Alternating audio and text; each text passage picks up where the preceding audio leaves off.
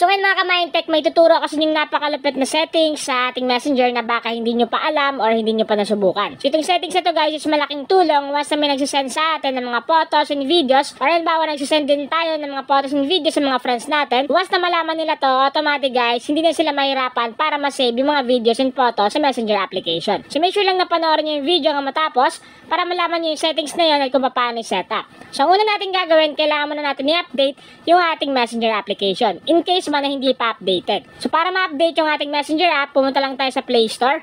Click lang natin tong Play Store. Once na maklik na natin yung Play Store, pumunta naman tayo sa search bar or search engine sa taas. So eto yun, click lang natin. Then i-type natin dito yung messenger. So once na ma-type nyo na yung messenger, search nyo lang. Automatic guys, lalabas yung messenger application dyan. Once na may makita yung update, click nyo lang yung update para in case man na may mga bagong features si messenger, automatic magkakaroon yung messenger application. So once na tapos na kayo mag-update ng messenger application sa phone nyo, ang gagawin nyo lang, click nyo lang yung open.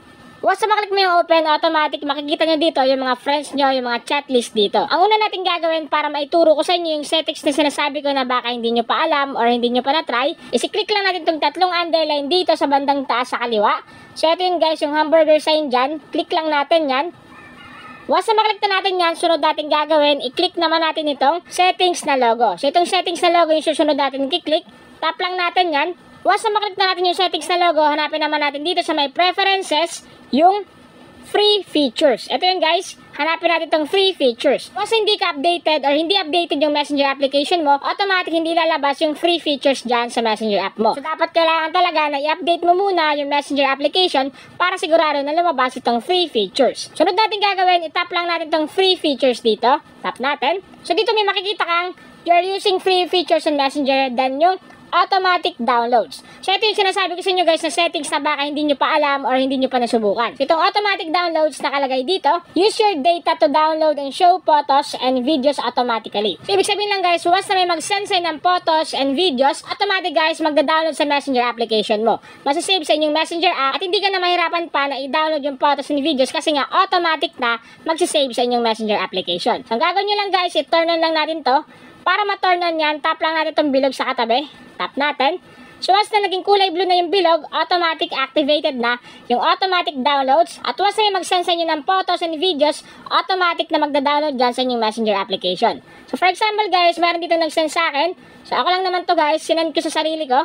So ayan guys, yung Mindtech Official, i-click natin.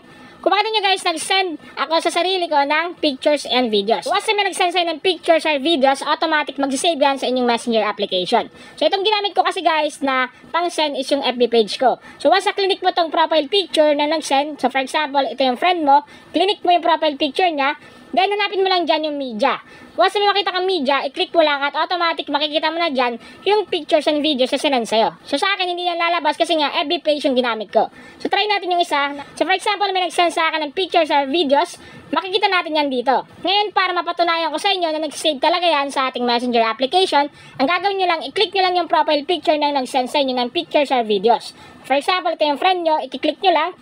Once na maklik nyo na, hanapin nyo dito yung medias or view media, files, and links. Ito yung hanapin nyo guys, view media, files, and links. Once na maklik mo yan, automatic guys, yung sinend sa inyo na pictures or videos is lalabas dito. Kung makita nyo guys, ito yung sinend sa akin na pictures and videos. Na-save na kagad sa aking messenger application. So ganun guys, kabangis at kaangas yung automatic downloads na settings sa messenger application. Kasi nga, makikita mo talaga yung mga sinend sa'yo ng mga pictures or videos kahit na hindi mo na i-download. Automatically, magda-download dyan sa inyong messenger application. So sana guys, nakatulong tong vlog ko ngayon. Thank you and God bless all.